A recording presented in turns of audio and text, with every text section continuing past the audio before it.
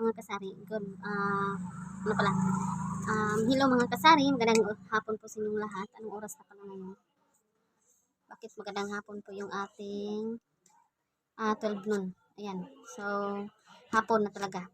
So, magandang hapon po sa inyong lahat po mga kasari is for today's video po mga kasari ay mayroon po akong isang viewers na nag-comment doon sa last upload po natin mga kasari. So, ang video po natin ay yun lang po bigyan po natin siya ng time na sasagutin po natin ang kanyang tanong. Ayan. So, ito po ay si My Channel. Shout out po sa iyo sis. Maraming salamat po sa inyong comment. Ayan. So, ang taas pala ng comment niya mga kasari. So, ito po si Kasari mga kasari is baguhan pa lang siyang nagtitinda. 1 month pa lang daw siyang nagtinda sa kanyang tindahan. So, ang tanong niya po dito mga kasari, ang comment niya po is, dami ng mga paninda mo sis. Sana, sabi niya po dito mga kasari, dami ng mga paninda mo sis. Sana umabot na din paninda ko ng ganyan kadami. Ilang years ka na ba nagtitinda sis? Follow what sis? Sana lumago pa ang mga subscribers. Sana lumago pa ang mga subscriber mo sis. Dami mo din mga page sis. Ang laki ng tindahan mo sis. Daming mga daing, school supplies. Dream ko nang magkaganyan kalaking store. Malapit lang pala sa barangay. Maganda pala pwesto mo. Nice. Sabi niya. Sabi niya po mga kasari, dami ng mga paninda, dream niya magkaroon ng ganito kalaking tindahan. Ayan, ilang years na daw ako sa pagtitinda. Ayan. So, bago po ang lahat sis, sa hindi po nakapag-subscribe dyan, please subscribe po my YouTube channel and don't forget to click the notification bell po mga kasari. Ayan, so, sana ay marami pang nakasubaybay po sa ating channel po mga kasari para sila po ay ma-inspired po sa atin na sila ay magtinda or magnegosyo. Lalong-lalo na po sa mga OFW po mga kasari. Ako po mga kasari, isa pong bilang ex-abroad. Isang bisis lang po ako nag-abroad mga kasari. So pag uwi ko dito sa Pinas ay nag-for good ako agad-agad kasi ayaw ko nang bumalik sa abroad. Kasi napakahirap po sa abroad mga kasari. Nakakapagod.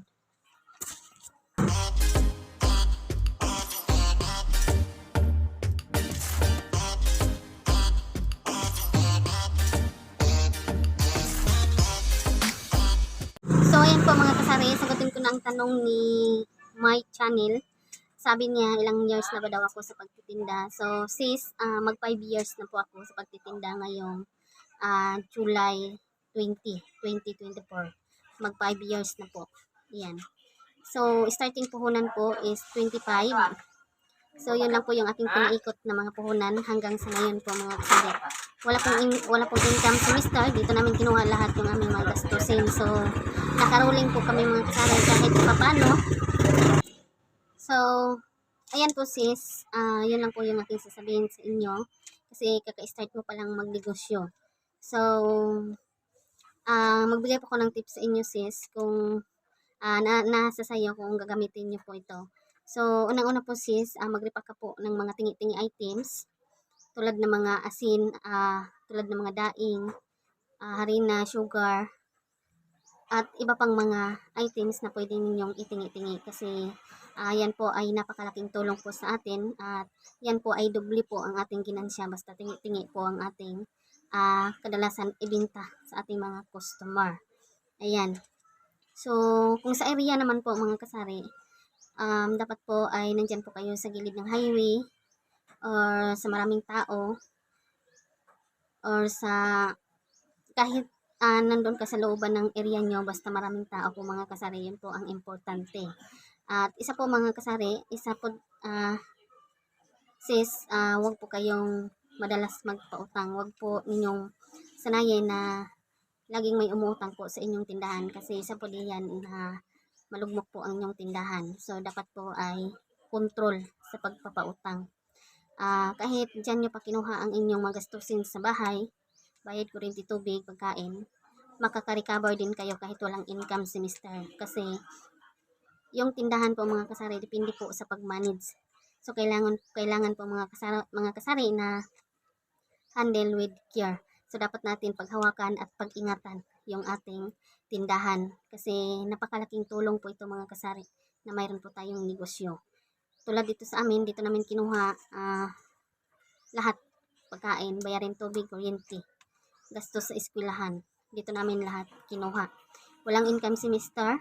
Matagal na po siyang walang income kasi mining or minero lang po ang trabaho niya po mga kasari. So minsan lang po kami magkaroon ng ginto. Ayan.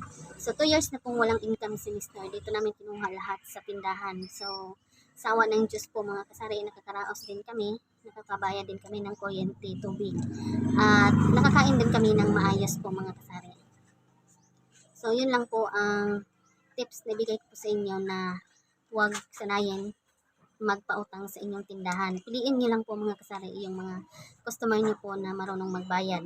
So, magpapautang, huwag patagalan ang bayad. So, bigyan ng limit or bigyan nyo po ng limitasyon kung ilang days nyo po pababayarin ang inyong customer.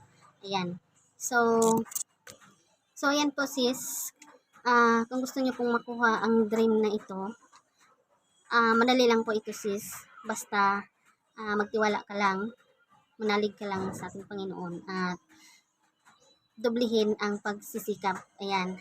Dublihin ang pagsisikap, diskarte na anong mga dapat natin ibinta sa ating tindahan na yung mga hinahanap ng ating mga customer.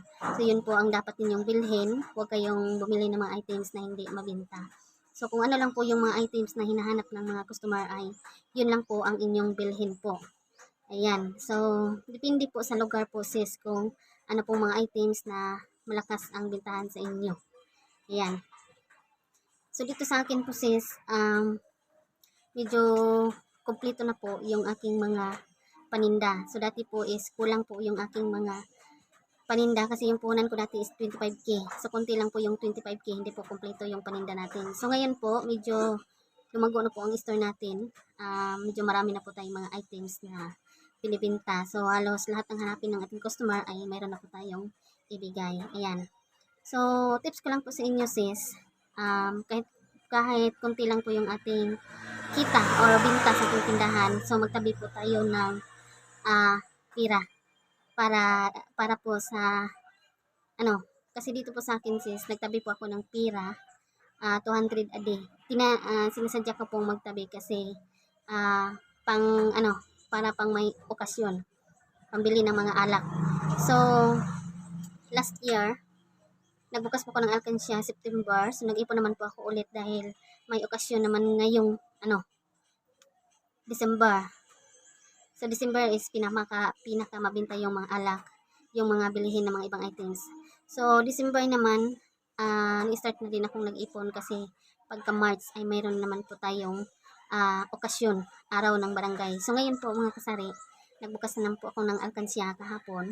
So hindi ko lang po naipakita sa inyo kasi takot po akong po mga kasari na lagi tayong nagpapakita ng pera sa social media. Ayan, so ayan po mga kasari, nakabili po ako ng mga kompletong alak. So ayan po sis, no? Yun lang po yung aking sagot sa inyo na mag 5 years na po ako sa pagtitinda. Ayan. So kahapon ng grocery po ako worth of 29 plus with pamasahe na yun. Ayan. So yun lang po ang teknik nyo po mga kasari na kahit walang okasyon po mga kasari, dapat magtabi kayo ng pera. Kasi pagdating ng time na may okasyon, so mayroon kayong mayroon kayong makunan ng pera, pagpuhunan ng mga alak.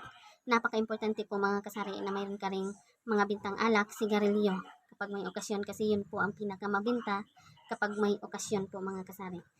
So kahapon, syempre mga alak din ang pinaka-special nating bilhin kasi yun po ay pinaka-mabinta. Ayan, kasi kagabi may disco. So, ayan, nakabinta na naman tayo kagabi po mga kasari. So, kahit maraming nagbinta doon sa barangay, malapit lang pong barangay dito sa amin mga kasari. Kahit maraming nagbinta doon, so nakabenta pa rin ako kagabi. Kahit konti lang po yung aking customer na pumunta dito na bumili ng mga alak. Ayan. So dito sa akin yung mga alak ko mga kasari is hindi po ako nagpatong. Hindi po tulad doon sa mismong barangay, doon or doon mismo sa diskuhan. Bali, ano na po sila mga kasari, nagdagdag ng patong or ginansya. Kasi nagbayad po sila ng toll fee or ticket. Ayan. So dito sa akin, kung ano po yung aking normal price, ay yun lang po yung aking ginamit kapag may okasyon po mga kasari. At yun po, kahit distansya tayo sa barangay, so marami pa rin tayong customer. Ayan. So, yun lang po sis. Sana naintindihan niyo po yung aking sagot. At sana ay may natunan kayo. At sana ay inspired kayo. So, yun lang po yung aking i-share sa iyo na magsikap ka lang para makamit niyo po ang inyong inaasam na na pangarap. Ayan. So, basta mayroon tayong sipag at tiyaga. So, makuha din natin yung ating yun nga ang sinabi nila na dream come true. Ayan. So, ayan po sis, dapat kumplituhin niyo po ang inyong mga paninda kahit pakunti-kunti lang. Dapat kumpleto po para paghanap ng inyong customer ay mayroon po kayong ibigay na mga items. Huwag padamihan. Naranasan ko na noon po kasari na dinamihan ko pong bumili ng mga items tag-isang dosina, tag-dalawang dosina. So, naabutan lang po ng expired. So, ngayon, may natunan naman po ako ng technique. So, yung mga ibang items na hindi masyadong mabenta ay tag 1/2 dozen lang po yung aking binibili, tag 4 na piraso. Ang importante po ay mayroon po tayong ibigay sa ating customer. So, yun yung items na walang expiration. Pwede nyo naman pong damihan kasi wala naman pong expired. So, yun lang po yung mga items na madaling mag-expired po. Huwag kayong bumili ng marami. Lalong-lalo na po yung mga items na hindi po masyadong mabinta. Ayan. So, thank you so much po sis sa inyong tanong. Shout out po sa yung my channel. I love you so much. Thank you po sa inyong comment. Ayan. Napakasaya ko po sa inyong comment po, sisi. Ayan. So, thank you so much po. Sana ay marami pa daw akong subscribers. So, sana marami pang magsubaybay po sa aking munting channel po. And sana ay marami pang ma-inspired sa aking pagtitinda. Ayan. So, ako ay isang ex-abroad. Ayan. So, ipagmamalaki ko po mga kasari na tayo ay ex-abroad. So, gusto ko po na i-share sa inyo, lalong-lalo po sa mga abroad na gusto pong mag-for good. So, try nyo na po mga kasari kasi napakahirap po kung lagi tayo sa abroad. Napakahirap po malayo sa pamilya. So, mas maganda po mga kasari na mayroon ka pong negosyo. Kasi, malaking tulong po sa atin na mayroon tayong negosyo. So, share ko lang po sa inyo mga kasari noong nandun pa ako sa Kuwait. Mahigit 3 years pa ako doon, wala po akong ipon. So, pag uwi ko dito sa Pinas, yung dala kong pera is nas 40,000 or 30,000, ganyan. Basta nagbilin lang po ako ng 25k, yun po yung aking pinuhunan. So, pagdating ko po dito sa Pilipinas po mga kasari, nagnegosyo po ako agad. So, napag-isipan ko na mas maganda pala na dito tayo sa Pilipinas kasi nakakaipon ka pa kung mayroon kang tindahan. So, nakakabili ka pa kung mayroon kang makakabili ka ng gusto mong bilhin. At, ayan, nung nandun ko sa abroad po mga kasari, napakahirap kahit panty, hindi tayo makabili. Kasi lagi tayong papapadala dito sa Pilipinas. So, yun lang po yung aking share sa inyo mga kasari. Thank you for watching po mga kasari. Taas na po yung ating video. Maraming salamat! Bye! Please po mga kasari, huwag niyo po kalimutan mag-subscribe, mag-like, and share para makamit na natin yung ating inaasam na 1K subscribers. Para ma-monetize na po tayo mga kasari. Yung watch hour natin mga kasari, malapit na tayong mag 2,000 watch hour. So, kunti na lang po mga kasari. So, straight na tayong makapag-upload ng ating video po mga kasari kasi okay na po yung ating cellphone at hindi na po sira. Ayan. Bye-bye po mga kasari!